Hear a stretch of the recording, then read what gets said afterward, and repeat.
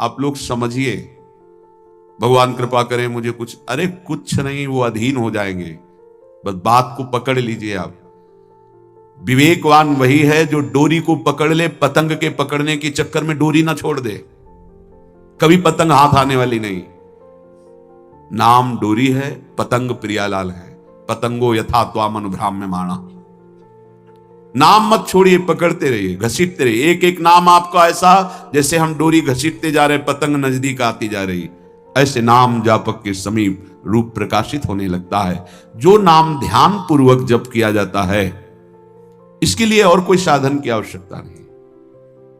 देखो, अगर आप विद्वान शास्त्र पद्धतियों को जानने वाले जनों का संग करोगे तो ऐसे शब्द बोले जाते हैं, माना कि नाम की महिमा है। हम ये भी जानते हैं कि नाम की महिमा में अगर जरा भी बात करें तो अर्थवाद नामापराध लगता है। ये हम बहुत विद्वानों की बात करें, पर भाई शास्त्र भी तो आज्ञा करता है, शास्त्र विधि का पालन भी तो करना है। ऐसा थोड़ी है कि आप नाम के बल पर शास्त्र विधि का त्याग कर दें। हम जहां से बात कर रहे हैं ना, बोले कहां से बोल रहे हो? बोले वृंदावन से बोल रहे हैं। क्या बोल रहे हो? विधि निषेध नहीं दास, अनन्य उत्कट व्रतधारी। हम उन आचार्य की शरणागति के बल पर बोल रहे हैं जो शास्त्र विधि निषेध के दास नहीं है।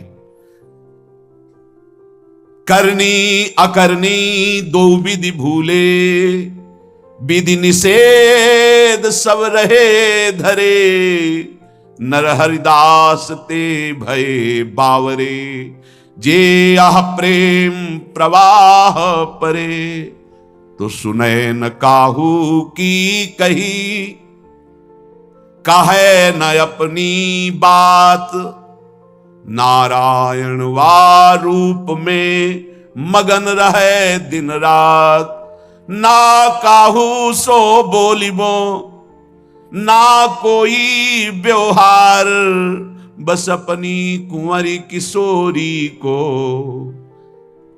जियत निहारी निहार। कुछ नहीं चाहिए। ऐसे उपासक के सामने मोक्ष पदवियां सिद्धियां हाथ जोड़े खड़ी रहती हैं, पर उसको चाहिए ही नहीं। जब तक चाह है तो पकड़ में नहीं आएगी, जब चाह मिट गई तो सब घेर लेते हैं अपने आप, सारा वैभव रिद्धियां सिद्धियां सब। जब तक चाह है तब तक कर्म का भोग भोगना पड़ेगा। अचाह हो गए तो अब भगवत विधान लागू हो जाता है। अचाह महापुरुष के ऊपर प्रारब्ध नहीं, भगवत विधान लागू होता है। जिसको इस बात पर विश्वास नहीं वो प्रवृत्ति में फंस जाएगा। ध्यान दीजिए, इस बात पर विश्वास नहीं है कि नाम चल रहा है प्रियालाल का, अब मुझे कोई साधन की जरूरत नहीं। पूज्य भाई जी महाराज, मैं अपनी पहली और आखिरी बात कहता हूं कि आप नाम जप का नियम लें, निर्वाह प्रभु करेंगे। और कोई साधन करें, हम रोकते नहीं हैं, पर यदि आप नाम जप करते हो तो किसी और साधन करने की आवश्यकता ही नहीं है। महापुरुषों के वचन, ये कोई अपनी मनगढ़ंत बात नहीं है। भगवान ने अपने को सहज में प्राप्ति करने का उपाय अपने श्रीमुख से बताया। अनन्य चेता सततम यो माम स्मरति नित्य सहा, तस्याहम सुलभा पार्थे नित्य युक्त योगिना। जो पुरुष, जो उपासक अनन्य चित्त से मेरा स्मरण करता है, मैं उसके लिए सहज हो जाता हूं, सहज प्राप्त हो जाता हूं। जिनको लगता है भगवत प्राप्ति बहुत कठिन है, अरे ये तो कहीं ब्रह्म ऋषियों को मिलते हैं, नहीं नहीं, ये इतने कृपालु हैं कि बिल्कुल सहज हैं। जो सहज हो जाए तो बहुत जल्दी मिल जाए।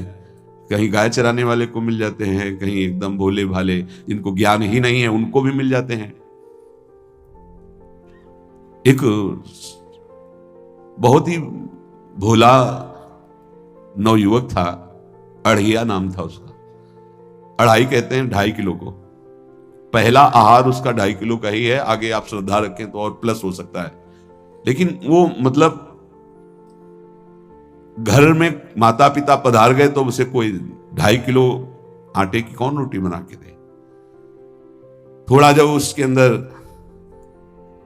चेतना जागृत हुई तो जब कहीं ठौर नहीं मिलती तो संतों का आश्रम मिलता है। एक आश्रम में गए, उन्होंने कहा हमको नौकरी में रख लो, कोई सेवा में रख लो। तुम्हारा नाम क्या है? बोले अढ़ैया। वे कोई नाम है? बोले गांव के लोग कहते हैं क्योंकि 2.5 किलो हम पाते हैं। तो 2.5 किलो? बोले तौल के 2.5 किलो आटे का जब हम रोटी पाते हैं तब हमारी बाल भोग होता है। आगे कोई श्रद्धा करे खीर पूड़ी, पर 2.5 किलो अन्न चाहिए। तो कहा यहाँ भंडारा है तो रोज 2.5 किलो क्या 5 किलो पावे, क्या सेवा कर सकता है? उनका जो आप सेवा बताएंगे सिखाएंगे वो हम कर लेंगे। उनका तुम गाय चराया करो, गाय चरा। भाई देखो हमारा वैष्णव सिद्धांत है, तुम गाय चराने जा रहे हो, हम यहां से तुम्हें अमनिया दे दिया करेंगे, जंगल में तुम बनाओ और वहीं ठाकुर जी को भोग लगाओ और पाओ। बिना भोग लगाए पाने का विधान हमारे आश्रम से आपका नहीं बन सकता। बोले हमको तो कुछ आता नहीं भोग लगाना, क्या भोग लगाए? तो उनका जब आप बना लीजिएगा, क्योंकि अब यहां 2.5 किलो तुम्हारे लिए अलग से बन करके जाए, तुम अपना बनाओ, जो जो चाहो भंडारी से कह दिया दे दिया करो, वहीं लकड़ी बिनो वहीं बनाओ और गाय चराओ और ठाकुर को भोग लगा के पाओ। जितना मनावे आप पाओ। पहले दिन भोग मिला तो बाटी बना, गरीब आदमी था, घर से तिरस्कृत था, वो सब जानता था। बाटी ऐसे उपला बिन लिए, बाटी बनाए, 2-4 आलू का भरता बनाया, 2.5 किलो आटे की बाटी। उसने कहा गुरुदेव के ठाकुर आओ भोग लगाओ आके। बड़े बड़े ऋषि मुनि मंत्रों से आवाहन करते रहते हैं, सरकार पधारते नहीं, केवल भाव से भोग लगाते। वो इतने लीला बिहारी प्रभु आ गए श्री राम जी।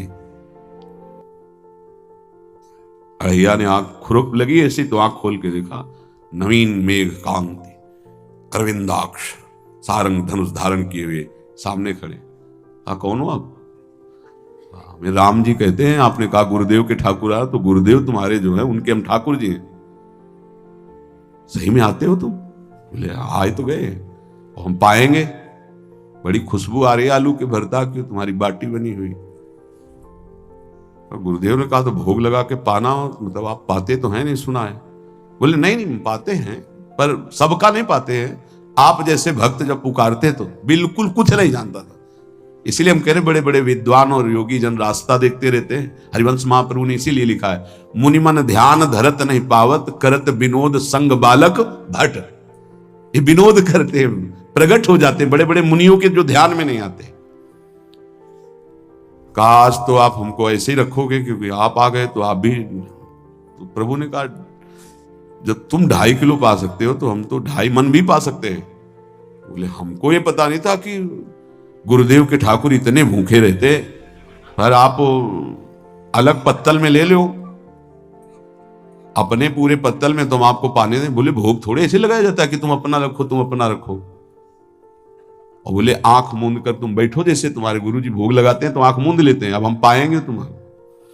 तो आंख मूंद लिया, चलो भाई पाओ। सोचा एक आध बाटी पा लेंगे, बीच बीच में खोल के देखता जाता भगवान सब चाट गए। भगवान बड़े करत विनोद संग बालक वट, हरिवंश महाप्रभु कह रहे करत विनोद संग बालक वट, मुनि मन ध्यान धरत नहीं पावत। आंख खोला, बोला आज हमको भूखे रखोगे? बोले जानते हो तुम्हारे गुरुजी ने क्यों भोग लगाने के लिए कहा है? आज एकादशी है, तुम्हारे गुरुजी के यहाँ एकादशी रह जाती है, इसीलिए तुमको अमनिया दिया, वहां बनाना है नहीं, और तुम्हें रोज अमनिया देंगे। तुम रोज आओगे हम बुलाएंगे तो? अब आप बुलाओगे रोज तो आएंगे नहीं, हम रोज रोज आएंगे। बोले तो ठीक है अगली बार से। बोले गुरुजी आपके ठाकुर जी आए थे, हमारी सारी बाटी खा गए हैं, 5 किलो आज से हम ले जाएंगे, 2.5 किलो आपके ठाकुर जी के लिए, 2.5 किलो अपने लिए। बहुत हंसी आई कि वहां कुंतलों का सब भंडारिस का देखो पूछने की जरूरत नहीं, जितना कह दे दो। 5 किलो के हिसाब से आटा के अनुसार भरता बनाने के लिए आलू वगैरह से सुबह से गाय लेके निकल जाता, जंगल में छोड़ दिए, उपला भी ने आग लगाई, बनाया, वो गोले गोले रख करके, उसमें कोई समय तो लगता नहीं। आग पकी हो तो बहुत सुंदर बाटी बनती। बाटी बनाया, भुरता बना के, पत्तल बड़े बड़े जंगल के से।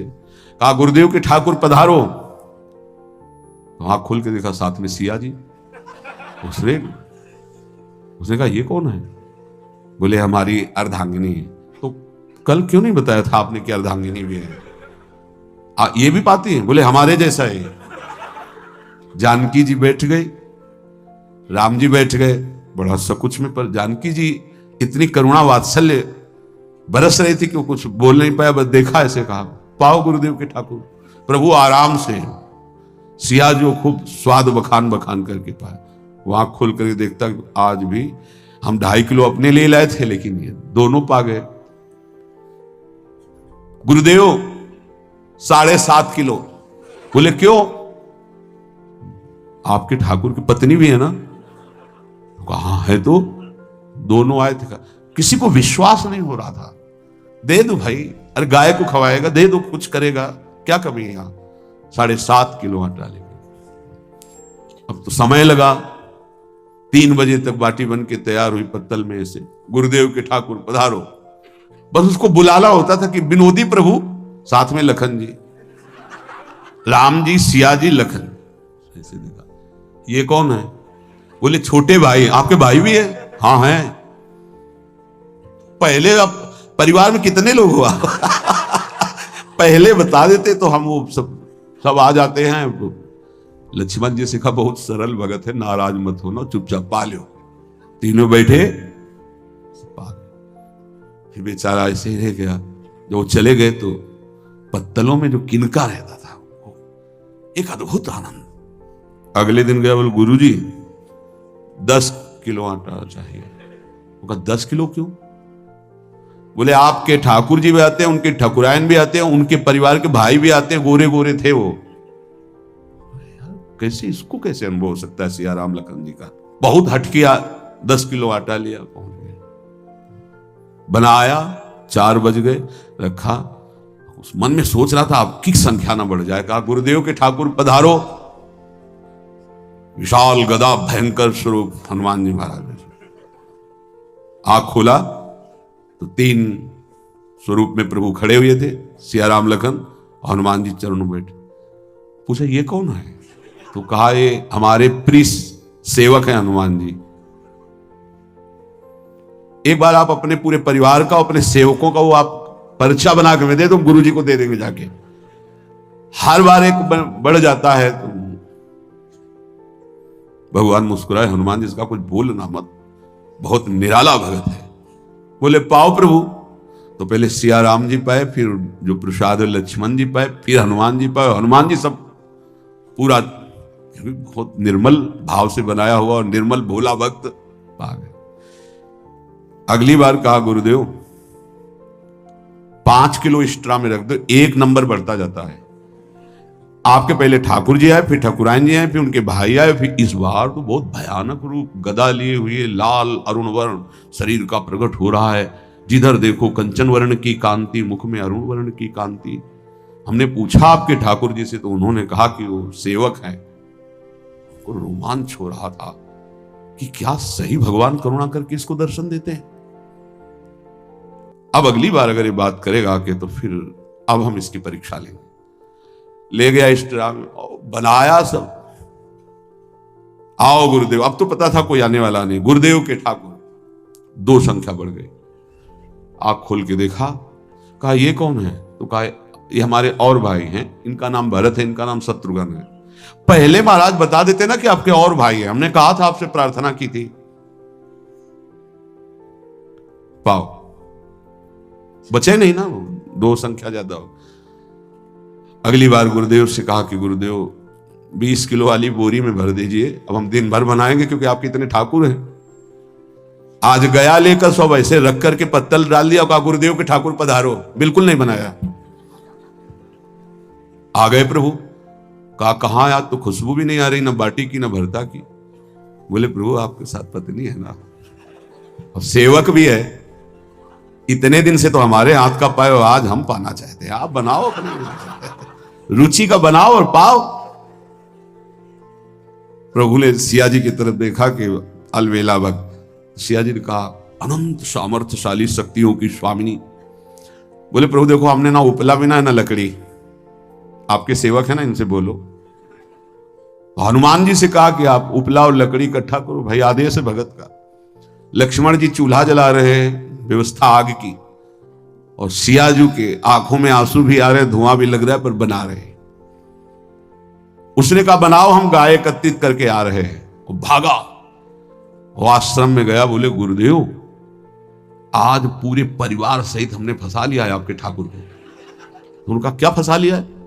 बोले बड़े ठाकुर, छोटे ठाकुर, सेवक, उनकी पत्नी और 2 भाई उनके, पूरा परिकर सब बना रहे रोटी बाटी सब। महाराज आप चलो, आपको शंका होती थी आज उनके हाथ कब आएंगे। तो उनको लगा कि पागल आदमी, राम जी, लखन जी, भरत, शत्रुघ्न, सिया जी, हनुमान जी, ये बड़े बड़े योगियों के ध्यान में आने वाले नहीं, ये कैसे एक गंवार आदमी जिसको कभी कोई नाम जपना नहीं आया, कोई ग्रंथ नहीं आया, उसके सामने। पर भगवान की दयालुता पर संशय नहीं करना चाहिए। चल के देखते हैं। जो ही वहां गए, चूंकि निरंतर भजन परायण थे, वहां गए तो पूरा राम दरबार उपस्थित और बड़ा सुंदर व्यंजन स्वयं जानकी जी बना रहे। प्रभु के चरणों में साष्टांग दंडोत हुए। कहा प्रभु लीला समझ में नहीं। भगवान ने कहा देखो, जो ज्ञानी भक्त हैं उनके लिए मैं अत्यंत तर्क के द्वारा भी पकड़ में नहीं आता। जो विद्वान हैं उनकी विद्वता मुझे छू नहीं सकती, लेकिन जो दीन हैं और भोले हैं उनके सामने मैं अपने इस दिव्यता, इस महानता को देखो। तुम्हारे इस भक्त की आज्ञा पर हमारा पूरा परिकर लगा हुआ है सेवा में। ठाकुर जी की कृपा से, जो गुरुदेव का प्रताप, जो ऐसा सौभाग्य मिला, परोसने में दोनों गुरु और शिष्य, पाने में प्रभु। बाद में जब प्रभु ने पा लिया तो जानकी जी ने उच्छिष्टामृत प्रभु का लेके और कहा देख, आज तक तू मुझे देख नहीं पाया देखते हुए भी, इसीलिए कृपालु हैं। एकांत में श्री तुलसीदास जी रोकर प्रार्थना करते हैं, जनक सुता जग जननी जानकी, अतिशय प्रिय करुणा निधान की, ताके जुगपद कमल मनाऊं, जासु कृपा निर्मल मति पाऊं। करुणा निधान प्रभु श्री राम की अतिशय प्राण संजीवनी मूरी, प्राण प्रिय सियाजू के, सीताजू के चरणों की वंदना करता हूं, जिससे प्रभु को पसंद है निर्मल मति, निर्मल मन। उनकी कृपा से मेरा मन निर्मल हो जाए, मति निर्मल हो जाए।